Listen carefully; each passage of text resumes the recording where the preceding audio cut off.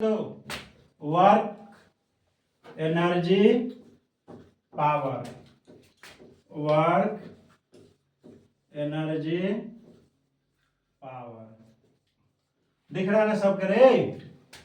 चलो हिंदी वाला लिख लो, कार्य ऊर्जा शक्ति, कार्य ऊर्जा शक्ति। तीनों को हम लोग बारी बारी से पढ़ेंगे, ठीक है। देखो बाबू, ये कार्य तुम लोग लाइफ में रोज करते होगे लेकिन अनुभव नहीं होता है। अब फिजिक्स एक ऐसा चैप्टर है जो कार्य को रोज करते हो, उसी को एक सजा के किसी किताब में लिख दिया जाता है किताबी भाषा में, तो फिजिक्स हो गया। ऐसा नहीं कोई चीज नया पढ़ रहे हो, तुम रोज पढ़ते हो। जैसे देखो, बोरिंग देखा है, बोरिंग से मोटर या फिटर से पानी निकालते हो बाहर खेत पटवन के लिए या कुछ कार्य है।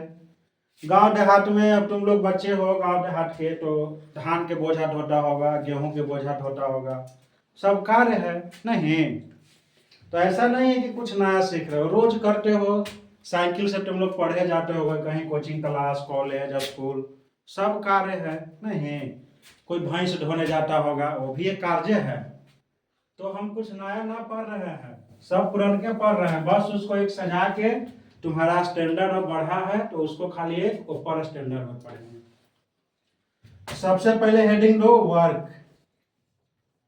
वर्क देखो ध्यान दो, वर्क कुछ नहीं, अभी बताए कि तुम लोग रोज वर्क करते हो, तो थोड़ा इसका डिफिनेशन लिख लो। लिखो लिखो, if an external force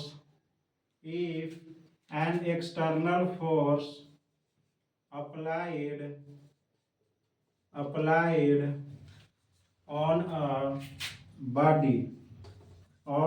a body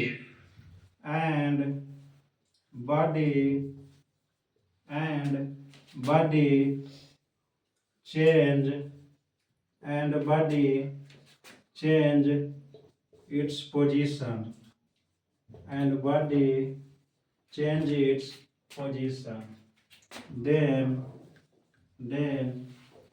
it is said work to be done। समझ में आया? देखो कह रहा है कि if an external force applied on a body and body change its position then it is said work to be done। Hindi वाला देखो, यदि कोई एक बाह्य बल किसी वस्तु पर लगाया जाता है और वस्तु अपना स्थान में परिवर्तन करता है, तब कहा जाता है कि कार्य संपन्न हुआ। जैसे एकदम जनरल भाषा में समझो। देखो, अगर कोई कार बिगड़ गया और उसका ड्राइवर या खलासी आके कहे कि बाबू तनी सो कार को ढकेल दो, कार तुम लोग नहीं ढकेलते हो, एकदम ढकेल देते हो। वही है, धकेलते हो तो कार आगे बढ़ता है, ड्राइवर फिर उसको चालू कर देता है, वही वर्क है। और कुछ है। स्टेशन पे जाते होगे तो कोई कुली देखता होगा बेचारा सर पे बोझ लेके इस स्टेशन से उस स्टेशन, ई प्लेटफॉर्म से वो प्लेटफॉर्म लेके जाता है, तो वो भी एक कार्य ही करता है। तो स्टेप बाय स्टेप हम लोग धीरे धीरे कार्य ऊर्जा और शक्ति को पढ़ेंगे। तो सबसे पहले इसको एक एग्जांपल से समझो। देखो तुम लोग बचपन में ईंट गाड़ी भी तुम लोग अब तुम लोग तो ईंटों गाड़ी ना चलाया होगा रे। तुम लोग तो जन्मे मोबाइल के साथ होता है तो ईंट गाड़ी कहाँ से चलाएगा। हम लोग जब छोटा थे तो बचपन में ईंट गाड़ी चलाते थे। ये मान लो कि कोई ईंट है और ये मान लो कि कोई बच्चा है। देखो कोई बच्चा है जो इसको टेल रहा है, ढकेल रहा है। मान लो कि इस पर ढकेलेगा तो कुछ बल तो लगवा करेगा। मान लो कि ये 5 न्यूटन के बल से इसको ढकेल रहा है। पहले यहाँ था, इस पर एक बल लगाएगा यानी फोर्स अप्लाई करेगा तो इसका स्थान तो बाबू बदले ना करेगा। पहले यहाँ था, अब ये उठ के यहाँ पे आ गया। देखो इसका स्थान परिवर्तन हो गया, पहले यहाँ था अब ये यहाँ पे आ गया। ठीक है, तो मान लो कि ये 4 मीटर से विस्थापित हो गया यानी डिस्प्लेस्ड हो गया।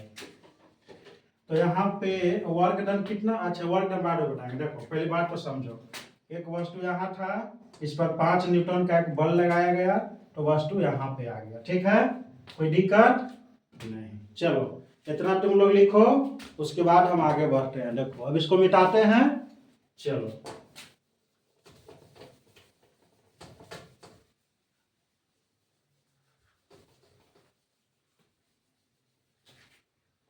तो देखो अभी अभी तुम लोग डेफिनेशन पढ़ा। अब इसको न्यूमेरिकली कैसे पढ़ेंगे, इससे रिलेटेड क्वेश्चन कैसे करेंगे। काहे कि एग्जाम में जब तुम बैठोगे कोई कॉम्पिटेटिव एग्जाम या बोर्ड एग्जाम में, तो बोर्ड में तो मोस्टली डिफिनीशन ही पूछा जाता है, लेकिन जैसे ही कॉम्पिटेटिव एग्जाम में बैठोगे तो वहाँ तुमसे डिफिनीशन नहीं पूछेगा, वहाँ तुमसे इससे रिलेटेड क्वेश्चन पूछेगा। और क्वेश्चन को कैसे सोल्व करना है, कैसे अप्रोच लेना है, कौन कॉन्सेप्ट लगाना है, वो सब धीरे धीरे तुम लोग सीखोगे। देखो तो सबसे पहले हम क्या लिखाया था, वर्क। तो वर्क को हम लोग W से सूचित करेंगे। देखो W से शॉर्ट में, तो W बराबर होता है F S cos theta, F S cos theta. अब तुम लोगों को ये पहले ना पढ़ रहा होगा कि ये सब कौची है, कॉस थीटा, एफ एस, तो धीरे धीरे तुम लोगों को सब समझ में आ जाएगा। देखो लिखो hair F is equal to force applied on body, force applied on body, S बराबर डिस्प्लेसमेंट, S बराबर डिस्प्लेसमेंट। और यहाँ थीटा है, देखो थीटा, तो थीटा में सब एक एक चीज को हम बताएंगे, थोड़ा सा धैर्य रखो, सब एक एक करके आएगा। थीटा बराबर लिखो angle between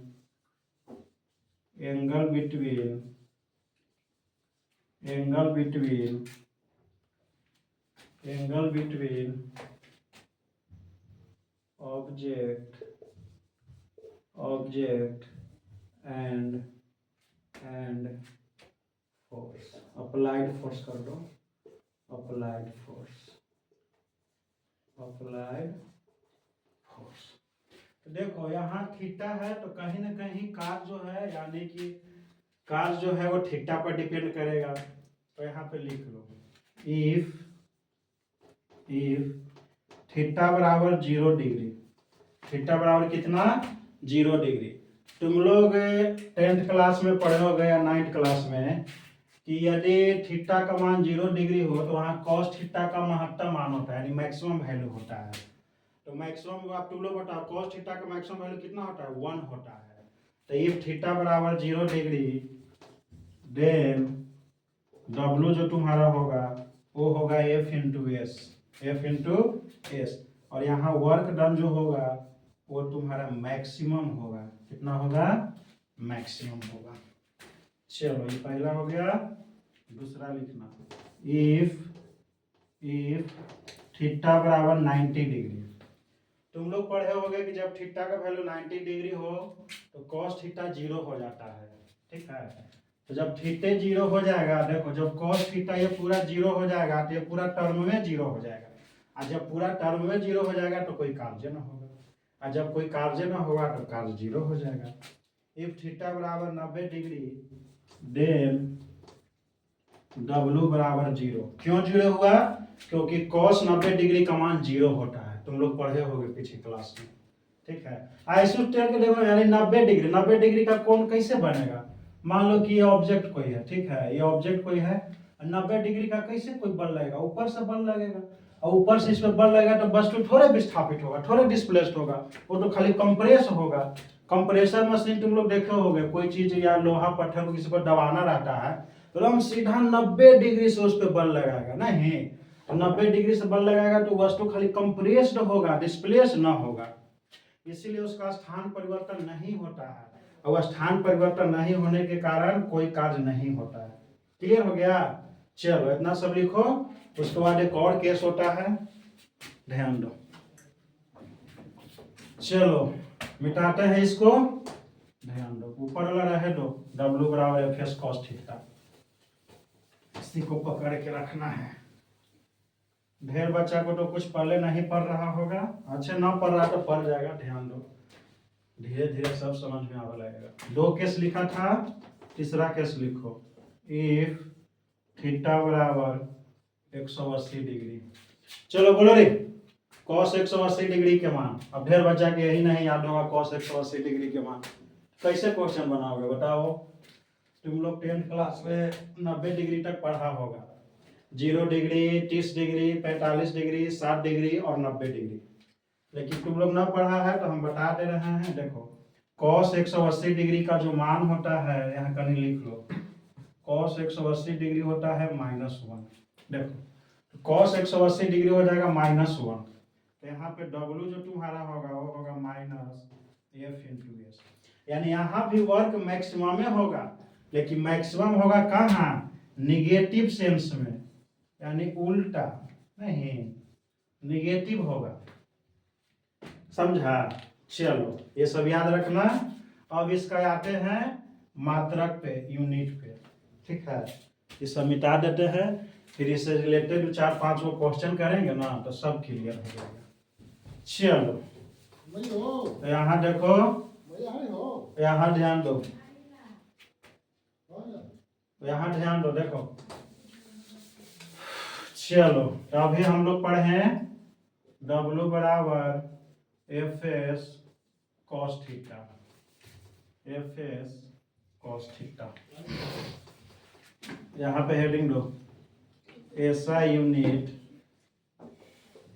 unit of work done. चाहे वर्क लिखो, SI यूनिट ऑफ वर्क।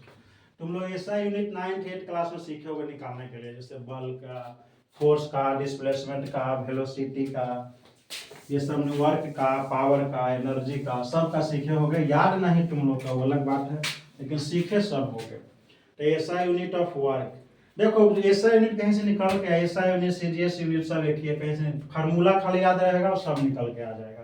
ठीक है, तो देखो SI यूनिट ऑफ वर्क जो होता है वो होता है W बराबर होता है F/s। तो देखो F का SI यूनिट क्या होता है बाबू? न्यूटन। IS डिस्प्लेसमेंट है, इसका SI यूनिट क्या हो जाएगा? मीटर। तो वर्क का जो SI यूनिट होता है वो होता है न्यूटन मीटर। तो यहाँ छोटा सा नोट करके लिख लो, लिखो SI unit of work is newton metre, newton metre. और इसी न्यूटन मीटर को जूल बोला जाता है, इसी न्यूटन मीटर को जूल बोला जाता है। जूल एक साइंटिस्ट है, उन्हीं के नाम पे इसको रख दिया गया, उनके सम्मान के लिए। तो ये जूल कुछ नहीं है, जिसको शॉर्ट में हम लोग जे से सूचित करते हैं। तो अब हम लोग न्यूटन मीटर लिखना होगा, जिसको लिख सकते हो, लेकिन मोस्ट ऑफ द केस में जूल से ही सूचित करेंगे। ठीक है, चलो इतना तुम लोग लिखो। अब इससे कुछ रिलेटेड क्वेश्चन करेंगे तो और बेहतर समझ में। और कुछ छोटा छोटा जो पॉइंट है वो लिखवा देते हैं। देखो इसका CGS मात्रक जो होता है वो होता है अर्ग, ERG, अर्ग। इसको अर्ग बोला जाता है, अर्ग। तो जूल और अर्ग में कुछ रिलेशन भी होगा नहीं? जूल और अर्ग में कुछ रिलेशन भी होगा, कहा तो दोनों एक ही से है। तो यहाँ पे लिखो 1 जूल जो होता है 10⁻60 अर्ग के बराबर होता है। 1 जूल जो होता है वो 10⁻60 अर्ग के बराबर होता है। अब ध्यान दो, इसका एक और होता है, अच्छा वो बाद में बताएंगे, इतना कुछ लिख लो। 1 जूल होता है 10⁻60 अर्ग के बराबर होता है। किलो जूल सब बाद में बताएंगे, पहले इतना देख लो। क्लियर है? चलो अब हम लोग आगे बढ़ते हैं, ध्यान दो।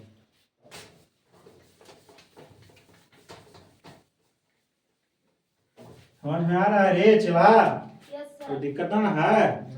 चलो दिक्कत ना है तो देखो एगो आ रहा उल्टा उल्टा क्वेश्चन, जरा इसको बचाना तुम लोग। अभी शुरुआत है, नहीं समझ में आएगा, धैर्य रखना है। ठीक है, देखो when a force of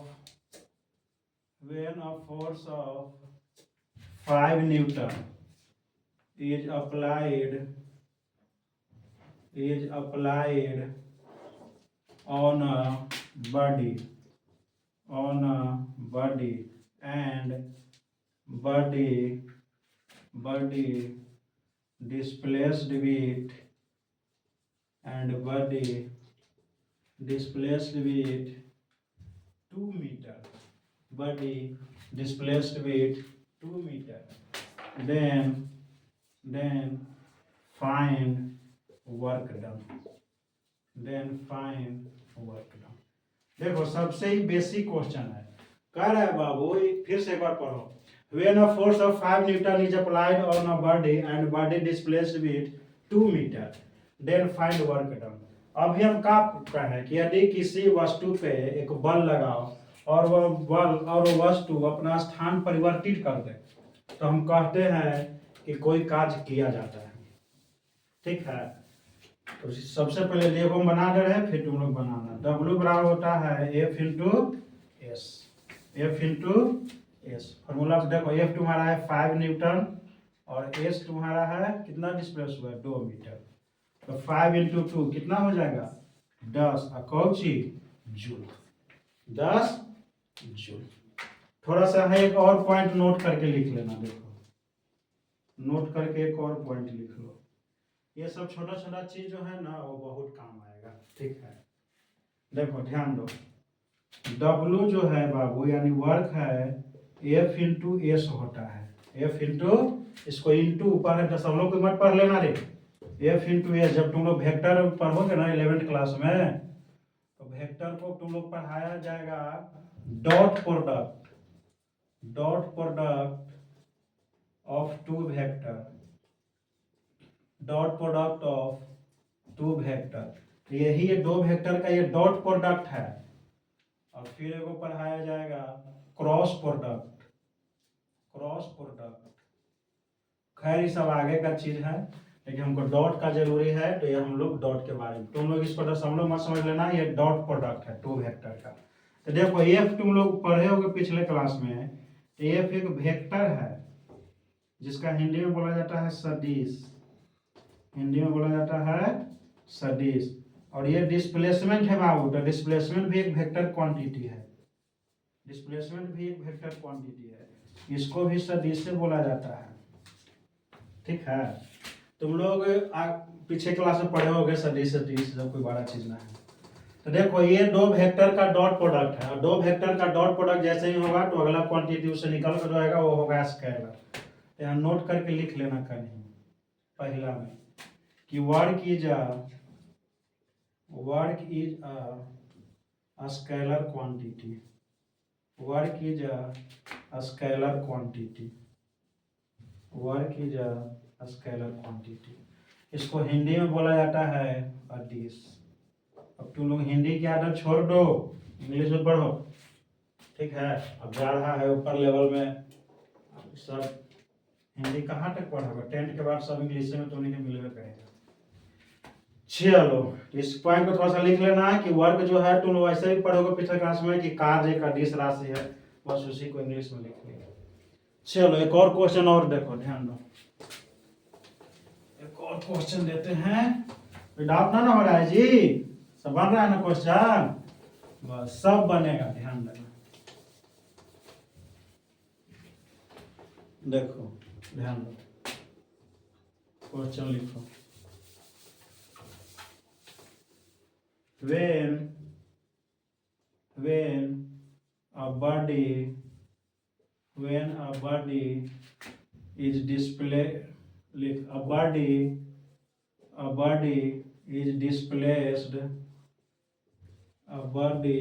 is displaced with 10 meter, a body is displaced with 10 meter when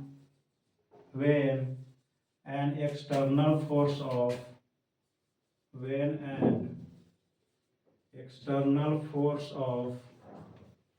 10 Newton is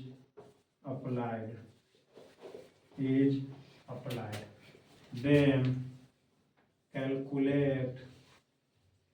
then calculate work done, पहले तुम लोग सोचो। देखो कह रहा है कि a body is displaced with 10 Newton when an external force of 10 Newton is applied, then calculate work done।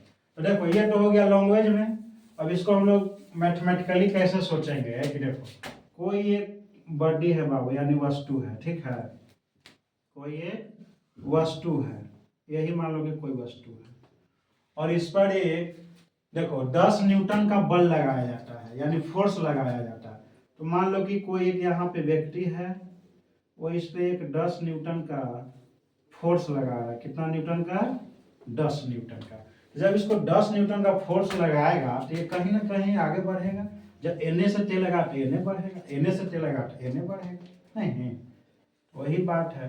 ये कह रहा है कि वस्तु जो है वो 10 मीटर से आगे बढ़ेगा, तो ये दोनों का बीच का जो दूरी है वो कितना मीटर है? 10 मीटर है, नहीं? इस पर 10 न्यूटन का बल लगाया, तो वही कह रहा है कि कितना कार्य हुआ। तो W बराबर फॉर्मूला लगा लो, F into S, F into S. तो देखो F तुम्हारा है 10 न्यूटन, ये भी है 10 मीटर डिस्प्लेस हो गया, तो कितना हो जाएगा? 100 जूल। कितना हो जाएगा? 100 जूल, यानी 100 जूल का कार्य हुआ, ठीक है। चलो एक और क्वेश्चन देंगे, उसको तुम लोग बनाना। चलो ध्यान दो, अगला क्वेश्चन लिखो, लिखो रे, बार बार बोर्ड पर लिखे और आई यस सब दिन बचपन तो नहीं कर ले रहो, ठीक है। चलो लिखो, ध्यान दो, लिखो वर्क डन इज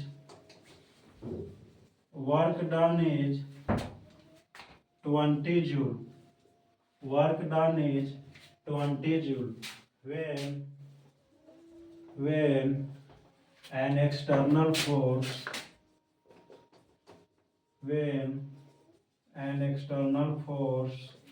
of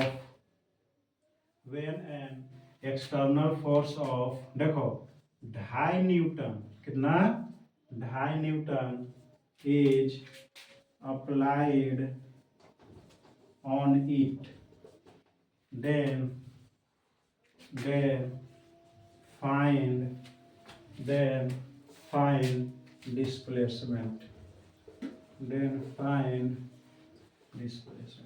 तो कह रहा है कि यदि किसी वस्तु द्वारा 20 जूल का कार्य किया जाता है, जब इस पर एक 2.5 न्यूटन का बाह्य बल लगाया जाता है, तब वस्तु कितना से डिस्प्लेस हुआ, यानी कितना उसका स्थान में परिवर्तन हुआ। तुम लोग पहले बनाओ, उसको बाद हम बनाते हैं। ध्यान दो, देखो फार्मूला लगा दो, W बराबर F इंटू एस। अभी तो फार्मूला बेस्ड क्वेश्चन ही चल ही रहा है। तो W है तुम्हारा 20 जूल, कितना न्यूटन का बल लगा? 2.5 न्यूटन का। हमको ऐसे तो निकालना है, एस हम लोग निकाल लेंगे। देखो एस बराबर क्या हो जाएगा, ध्यान दो, एस बराबर हो जाएगा 20 और डिवाइडेड बाई 2.5। अब ढेर के हो ना भाग देवे आएगा, 2.5 से भागे देवे ना आएगा 20 में। देखो 2.5 से भाग देवे ना आएगा तो 2 से देवे आएगा ना रे, 2 से भाग देगा कितना बचेगा? 8, नहीं? और फिर आधा से भाग दे दो, अब उतना का हला करेगा, 20 में 2.5 से भाग दो, अब ढेर के देवे ना आएगा। देखो बताओ जल्दी कितना आएगा तुम लोग, देख के बताओ। देखो 20 में 2 से भाग दोगे 10 बचेगा, नहीं? लेकिन 2.5 से देना है, आधा और बढ़ा देना है, तो कितना आ जाएगा? 8 हो जाएगा। डिस्प्लेसमेंट है तो मीटर, यानी वो वस्तु 8 मीटर से डिस्प्लेस हो गया। इसको अगर देखो फिजिक्स का जब भी क्वेश्चन बनाना है तो फिगर जरूर बनाना है। देखो बाबू कोई एक वस्तु है, ठीक है, इस पर कोई एक आदमी है, देखो कोई एक आदमी है जो इस पर 2.5 न्यूटन का बल लगा रहा है, 2.5 न्यूटन का बल लगा रहा है, और ये कुछ डिस्प्लेस हो रहा होगा, डिस्प्लेस होकर यहाँ आ गया, और इस ये बल लगाने के कारण जो कार्य हुआ यानी वर्क हुआ, वो हुआ था कितना? 20 जूल। कह रहा है कि कितना डिस्प्लेस हुआ, नहीं? वही तो निकालना था, तो अभी निकाल ले, यानी ये डिस्प्लेस हुआ 8 मीटर, ठीक है। तो ये हम लोग क्वेश्चन करेंगे और इससे रिलेटेड बहुत सारा क्वेश्चन करेंगे, ठीक है। चलो।